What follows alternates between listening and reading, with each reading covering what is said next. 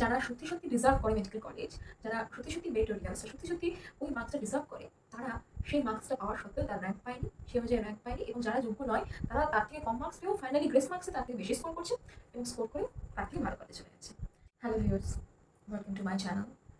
Myself Anisha, I am a second year MBBS student. নিটের result 4 তারিখে, নিটের রেজাল্টের শখ বোধহয় এখন আমাদের কারো কাটেনি। রেজাল্ট 2024 নিট ইউজি রেজাল্ট, এর মধ্যে ট্রান্সপারেন্সি বলে যে কিছু নেই সেটা আমরা সবাই তোমাকে বুঝতে পারছি।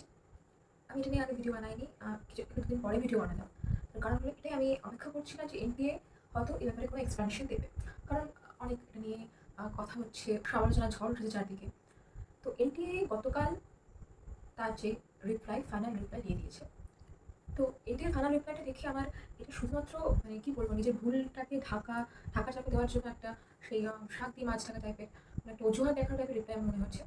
আমরা সবাই যখন নিট রেজাল্ট পেয়েছি, আমাদের মার্কস ভার্সেস র্যাঙ্ক দেখে সবাই কিন্তু শক হয়ে গেছে। যারা নিট অ্যাসপিরেন্ট ছিল, যারা এক্সাম দিয়েছিল, প্লাস যারা ইন ফিউচার নিট এক্সাম দেবে, ফিউচার নিট অ্যাসপিরেন্ট, বা আমরা যারা নিট এক্সাম দিয়ে বেরিয়ে এসেছি, এই নিট এক্সামের যে ফেজটা এর মধ্যে দিয়ে আমরা যারা গেছি, আমরা সবাই পুরো কমিউনিটি কিন্তু শকড। তার সাথে সাথে আমাদের বাবা মা তারাও শকড। ইভেন আমার মাও শক ছিল।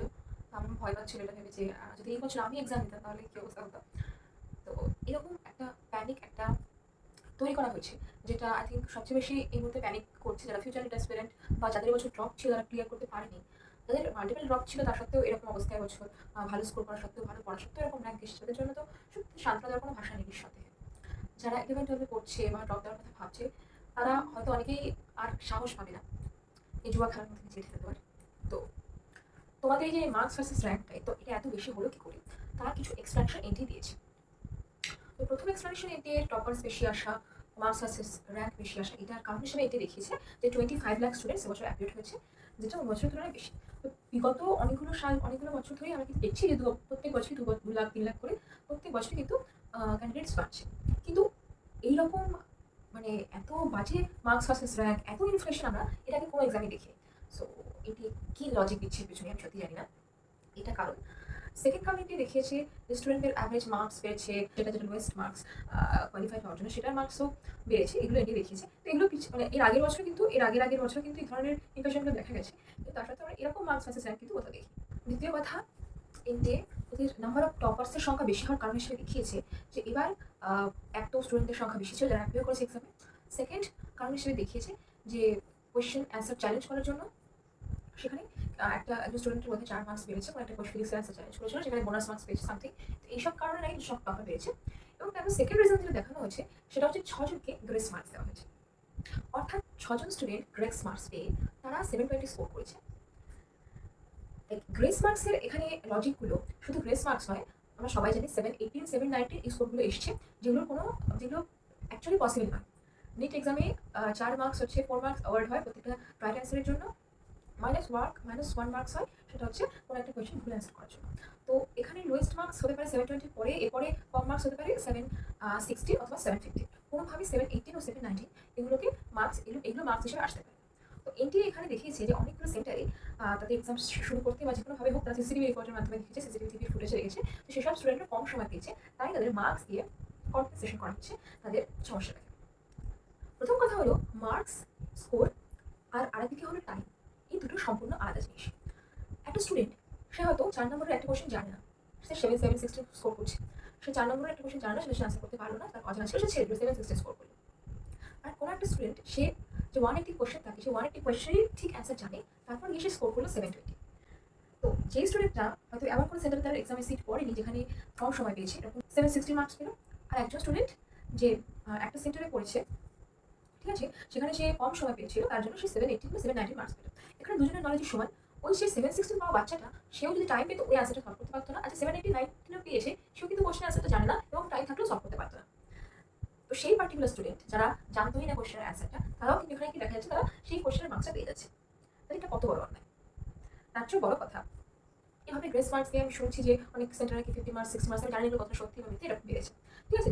তো এটা করে যারা সত্যি সত্যি ডিজার্ভ করে মেডিকেল কলেজ, যারা সত্যি সত্যি মেরিটোরিয়াস, সত্যি সত্যি ওই মার্কসটা ডিজার্ভ করে, তারা সেই মার্কসটা পাওয়ার সত্ত্বেও তার র্যাঙ্ক পায়নি, সে অনুযায়ী র্যাঙ্ক পায়নি, এবং যারা যোগ্য নয় তারা তার থেকে কম মার্কস পেয়েও ফাইনালি গ্রেস মার্কসে তার থেকে বেশি স্কোর করছে এবং স্কোর করে তার থেকে ভালো করতে চলে যাচ্ছে।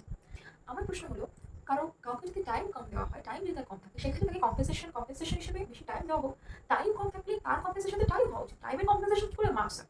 সেকেন্ড পয়েন্ট যেটা এখানে আসছে, কোনো একটা সেন্টার থেকে, হরিয়ানার সম্ভবত কোনো একটা সেন্টার থেকে 8 জন তারা 720 স্কোর করেছে। কোনো একটা সেন্টার থেকে 8 জন স্টুডেন্ট 720 কীভাবে স্কোর করতে পারে? মানে ইস টু ফিশি, ফিশি লাগছে ব্যাপারটা। যে কেউ বলবে, একটা ছোট বাচ্চাও বলে দেবে যেটা পসিবল নয়। কোনো একটা সেন্টার থেকে 8 জন 720 পেয়ে গেল, 8 জন টপ করে গেল, এটা কীভাবে পসিবল? কিন্তু এটাকেও নিজের এক্সপ্লেনেশন হিসেবে দেখিয়েছে। আচ্ছা, কোয়েশ্চেন লিক। কোয়েশ্চেন লিক এই যে রিমারটা তো প্রত্যেক বছরই দেখা যায় যে এক্সামে কোয়েশ্চেন লিক হয়ে যায়, জানি না কত সত্যি মিথ্যে, আর যদি হয়ে থাকে। একবার তো এক্সাম হয়েছিল, তবে এবছর কোনো এক্সাম হয়নি। এইটি এত বড় একটা এক্সাম কন্ডাক্ট করছে, সেখানে তাদের কোয়েশ্চেন লিক হয়ে যাচ্ছে, তাদের স্টুডেন্টদেরকে তাদের যে সময়, তার থেকে তারা কম সময় পাচ্ছে, তাদের কম সময় দেওয়া হচ্ছে, এবং সেটার কম্পেনসেশন হিসেবে মার্কস দেওয়া হচ্ছে, এগুলো সব হচ্ছে। আরও সবচেয়ে বেশি অদ্ভুত ব্যাপার হলো এনটি যে সময় রেজাল্টটা আউট করেছে।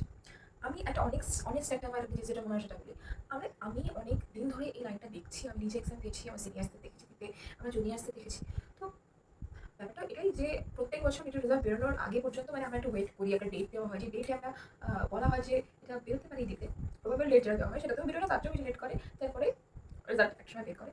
তো যাই হোক, এরকমভাবে চুপচাপ রেজাল্ট হট করে বেরিয়ে গেল, এই জিনিসটা কিন্তু হয় না। প্রথমত ডেট ছিল 40th জুন, তো সেটাকে এগিয়ে 4th জুন বের করে দেওয়া হলো।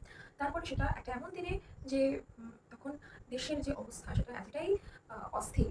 ঠিক এখানে কোনো রাজনৈতিক মন্তব্য করতে চাই না, রাজনৈতিক মন্তব্য করার জন্য সেভাবে সেই অ্যাঙ্গেল থেকে কোনো বক্তব্য রাখার জন্য ভিডিওটা আমি করছি না। আমার কথা হলো এটাই যে ওই দিনটা কেন বাছা হলো। আর ঠিক বিকেলবেলা চুপচাপ হট করে আমরা শুনলাম রেজাল্ট বেরিয়ে গেছে। কিছু কি লুকানোর চেষ্টা বা কোনো কিছুকে চাপা দেওয়ার চেষ্টা। আমরা 2 জন 3 জন 4 জন টপার দেখেছি, একসাথে 67 পিপল স্কোর্ড 720। এটা কি সম্ভব? এটা পসিবল? তার মধ্যে একটা সেন্টার থেকে 8 জন। শুধু আমি এটাই বলবো যে আমি তোমাদের পাশে আছি, সবাই তোমাদের পাশে আছে। তোমরা তোমাদের বাবা মাকে বুঝিও যে হয়তো তোমরা পরিস্থিতির শিকার, হয়তো তোমরা স্ক্যামের শিকার। জানি বাবা মার পক্ষে এটা বোঝা খুব কঠিন, বা স্টিল বাবা মাকে বুঝিও। তো এরপর একটা কোয়েশ্চেন যেটা আসছে সেটা হচ্ছে রিমিট হবে কিনা, এটা নিয়ে অনেকে কথা বলছে। তো বলে রাখি, রিমিট হওয়ার কোনো পসিবিলিটি নেই। যদি হওয়ার হতো তাহলে এতদিনে হয়ে যেত, রেজাল্ট বেরোনোর আগেই সেকেন্ড ফেজ এক্সাম হতো, যেরকম আমরা এর আগেও দেখেছি সেকেন্ড ফেজ এক্সাম হতো। কিন্তু এখন রেজাল্ট বেরিয়ে গেছে, অলরেডি অ্যানাউন্স হয়ে গেছে, এখন আস্তে আস্তে কাউন্সেলিং শুরু হবে। এখন রিমিট হওয়ার কোনো পসিবিলিটি নেই। নাও 2025 স্টুডেন্টের জন্য কী মেসেজ থাকছে? এই পার্টটা যারা নিট ইউজি দিচ্ছ এবার দেবে নেক্সট ইয়ার, তারা খুব ভালো করে শোনো। দেখো, তোমাদের মধ্যে আমাকে অনেকে বলছো যে দিদি আর নিট দেবো না, আর প্রিপারেশন নিতে চাই না, ভয় পেয়ে গেছি, ব্লা ব্লা। কিছু লোক যারা এবছর দিয়েছিলে, দেওয়ার পরে তোমাদের ভালো মার্কস আসলে অনেক জায়গায় দেখলাম কমেন্টে যে তোমরা সুইসাইডাল থটস তোমাদের আসছে, তোমরা এই ধরনের কমেন্ট করছো, এই ধরনের কথা ভাবছো। লাইফে একটা কোনো কিছুতে ফেলিয়ার হওয়া বা একটা কোনো কিছুতে একটা অ্যাক্সিডেন্ট, ধরে নাও যে এবছর নিট একটা অ্যাক্সিডেন্ট ছিল, সবার লাইফে এবছর নিট একটা অ্যাক্সিডেন্ট ছিল, পরিষ্কার কথা, এর থেকে বেশি একটা ভাবা দরকারই নেই। তো ওটা একটা অ্যাক্সিডেন্ট, ঠিক আছে, যেটা তোমার লাইফ ডিসাইড করতে পারে না। আমি জানি তোমাদের হয়তো এর জন্য অনেক ভুগতে হবে, আরও একটা বছর কষ্ট করা, বাট স্টিল যদি তুমি সত্যি সত্যি মন থেকে ডাক্তার হতে চাও, একমাত্র এই প্রফেশনটাকেই মনে প্রাণে নিজের ফিউচার হিসেবে নিজেকে এই জায়গায় দেখতে চাও, তাহলে অবশ্যই তোমরা প্রিপেয়ার করো। এরপরে সবাই প্রশ্ন করছিল যে তাহলে কি পরের বছর কাট অফ 700 চলে যাবে? এরকম বিষয়টা নয়। তুমি যদি 2019 সাল থেকে দেখো, তারপরে কিন্তু এই 3-4 বছরের কাট অফটা মোটামুটি কন্ট্রোলের মধ্যেই ছিল, একটা রেঞ্জের মধ্যে ছিল, যে 570, 80, 90 এরকম একটা 500 এরকম একটা রেঞ্জের মধ্যে ছিল।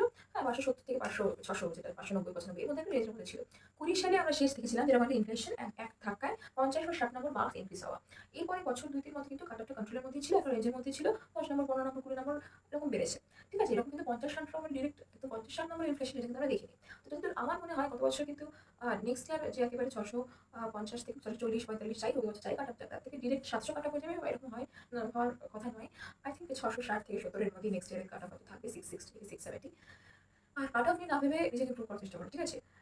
যদি স্টুডেন্টরা যারা অনেকে হয়তো ভালো রেজাল্ট করে, নিঃসন্দেহে স্ক্যাম অবশ্যই হয়েছে, তার সাথে স্টুডেন্টরা ভালো পারফর্মও করেছে। তো স্ক্যামের কথা বাদ দিয়ে এই মুহূর্তে সেটার কথা ভাবো, ওদের পারফরমেন্সের কথা। তো সেই আঙালটা দিয়ে যদি ভাবা হয়, তাহলে কিন্তু তোমাদের নিজেদের অনেক ইমপ্রুভ করতে হবে। লড়াই টিকে থাকতে গেলে এই লড়াইটা একদম হাড্ডাহাড্ডি লড়াই পরিণত হয়ে গেছে। কারণ অবভিয়াসলি দেশ উন্নত হচ্ছে, স্টুডেন্টদের পড়াশোনার মান বাড়ছে, তাদের ফেসিলিটি বাড়ছে। এখন দেখো অনলাইন সেশনগুলোতে, অনলাইন যে ইনস্টিটিউশনগুলো সেগুলো কত কম প্রাইসে তোদের যে কোর্সটা সেটা করানো হচ্ছে। তো এখন পড়াশোনাটা অনেক বেশি অ্যাভেলেবেল হয়ে গেছে। আমাদের 2015-16 ওই সময়, করোনার আগের সময় এখনকার সময় ডিফারেন্সটা হলো এটাই, যে এখন সোর্স, মেটেরিয়ালস এগুলো মানুষের কাছে অনেক বেশি অ্যাভেলেবেল। যার কারণে হয়তো এত টপার্স, এত ভালো রেজাল্ট, এত মার্কস ইনক্রিজ হয়ে এগুলো হচ্ছে। তো পরের বছর কী হবে, কাট অফ কী হবে, এসবের জন্য না ভেবে তোমরা প্রিপারেশনের দিকে নজর দাও। আর ফেলিয়ার আছে, ফেলিয়ারকে পেছনে ফেলে এগিয়ে যেতে হবে। এবছরের ধাক্কাটা যদি এখনো সামলাতে না পেরে থাকো, সেক্ষেত্রে নিজেকে সময় দাও, সবাইকে সময় দাও, নিজেকে বোঝাও, বা স্টিল হাল ছেড়ে দিও না। এক্সাম ক্র্যাক করলাম মানে আমি জিতে গেলাম, আমার সব কিছু হয়ে গেল, সেটা করতে পারলাম না মানে কিছুই হলো না, এগুলো কিছু না, এগুলো হচ্ছে ইম্যাচুরিটি, আর কিছুই নয়।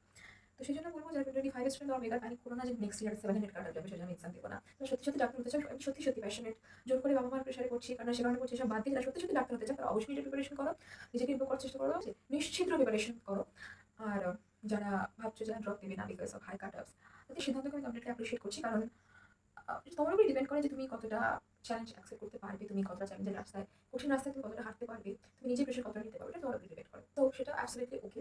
তুমি যে লাইনে যাও না কেন, নিট এক্সামের এই যে প্রেপটা, যে লড়াইটা করছি, এটা মনে রেখো, কারণ এই যে লড়াইটা, এই লড়াইটা তোমাকে সারা জীবন ইন্সপিরেশন দেবে। ইভেন এখনো আমাদের কোথায়, আমাদের নিট ফেজের যে লড়াই, যে ওই লড়াইটা কিন্তু আমরা জিতেছি, এর মানে আমরা পারি। এটাই হলো সবচেয়ে বড় জিনিস, এটার জন্য লাইফ এত সুন্দর। আমার এই চ্যানেলে নিট ইউজি রিলেটেড সব ভিডিও আমি আপলোড করবো, তোমাদের গাইডেন্স করাই হোক বা কোনো আপডেট হোক, এছাড়াও মেডিকেল কলেজ রিলেটেড আর সব ধরনের ভিডিও আপলোড করা হবে। তো তোমরা অবশ্যই চ্যানেলটা সাবস্ক্রাইব করতে চাই, এখনো দেখো অবশ্যই চ্যানেলটা সাবস্ক্রাইব করে দিও। ওকে, বাই, আবার দেখা হবে নেক্সট ভিডিওতে। ততক্ষণ পর্যন্ত ভালো থাকো, ভালো রাখো এবং হাজেও না। আসি, টাটা।